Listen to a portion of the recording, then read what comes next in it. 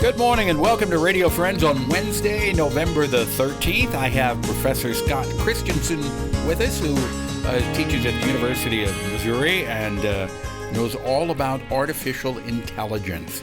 Well, I don't know if I know all about it, you know but a lot. I know you know a lot about bit, it. So. We got you down here as an AI enthusiast. Enthusiast, yeah. Very good. Now, we were talking before we went on the air about how just our phones that we carry around in our pocket know so much about us. Right. And I was telling you, I said I was amazed that it knew when my next flight was. And when I was just playing with it the other day, we were getting ready to drive home, and I said, and I just wanted to see what it would say.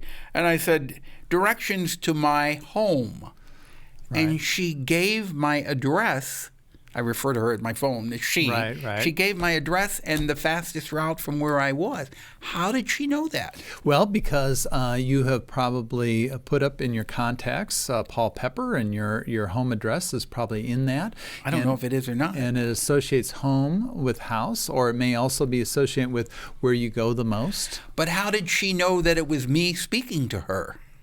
Well, it can different systems work differently, but some, for example, Google can recognize different people by their voices because it started to learn.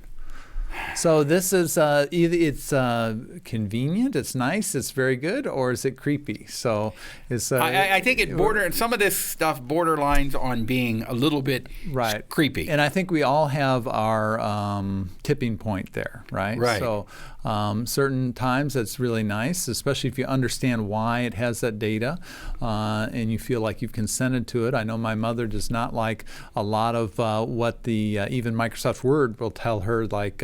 Well, thanks for coming back to this document. The last time you edited it was 2 days ago. She doesn't like that because she doesn't want the computer to be telling her these things. And it seems too creepy to her. So we all have kind of that balance there. Yeah. Sometimes when you check a web page on the phone, it'll tell you last visited this page on such and such a date at what time. Right. It's remembering all of this. Right. So that some people call this kind of our data exhaust. Okay, so we go to a place, we go to a location with Google Maps or Apple Maps, and then we go on with our lives, right? But that information gets stored and it gets correlated, and it starts to build a profile of us. Is it stored in your phone, or is it stored at Google Maps? No, it's stored out with Google or with Facebook or these other platforms. So you have no control over that then?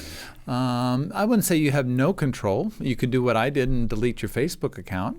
Okay, and then that gets rid of everything. Yep, in theory it gets rid of everything, but I'm also suspicious because we had an event where my students were presenting, and that event happened to be streamed through Facebook, and so I wanted to watch that, and because I wasn't here in Columbia, and so I created a dummy Facebook account and using a different email. But it knew you? And within about a day, it was like, oh, would you like Paul to be your friend? Would you like James to be your friend? It knew, it somehow had correlated that, oh, this is probably Scott and he's back again, even though I used a different name. You're kidding. Yeah. So that really bordered on the creepy for me. Yeah. Right? So because I'm suspicious that my data may be deleted, but a lot of what we call metadata, which is data about data, is still there. Isn't that like cookies?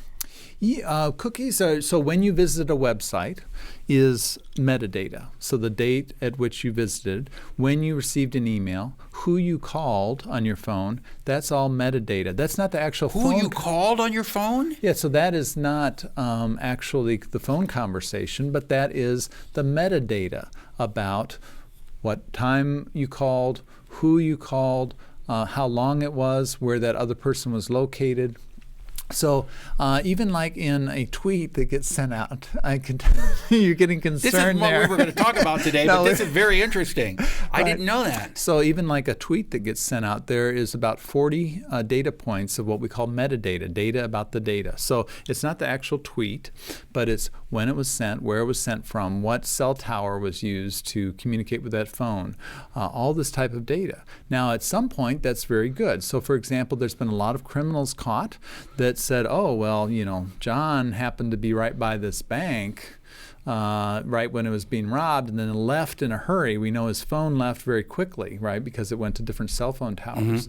So that data gets collected. So that's how you can be tracked with your cell phone. Right.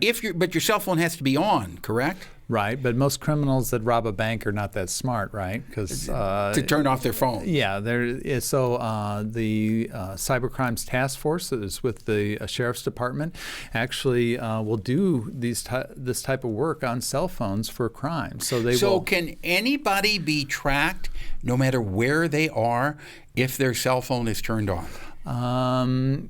To some degree, yes, because your cell phone has to connect to a cell tower. Right. And all those records are kept?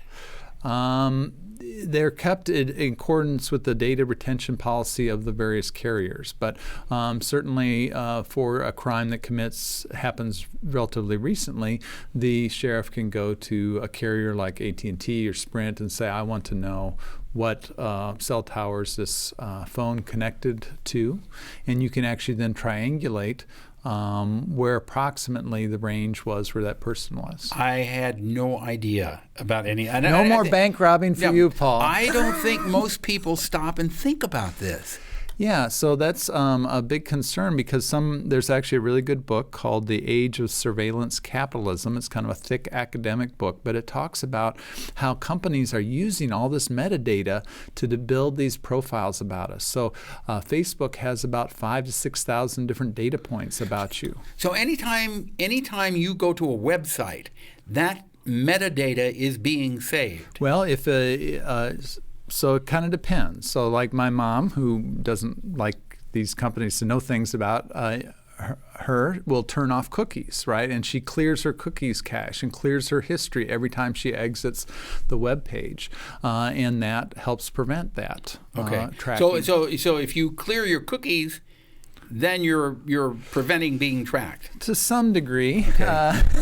Scott, there's always exceptions to this. We were going to talk about today. We're out of time, by the way, but this was a very interesting conversation. Yeah. We were going to talk about adversarial AI. So some of the flaws in AI. So maybe we'll come back to that next time. Okay, adversarial AI next time. All right. Sounds good. Scott Christianson, thank you so much, professor from the University of Missouri. This is really fascinating, and I think perhaps we touched on some things that many people didn't know today. Okay.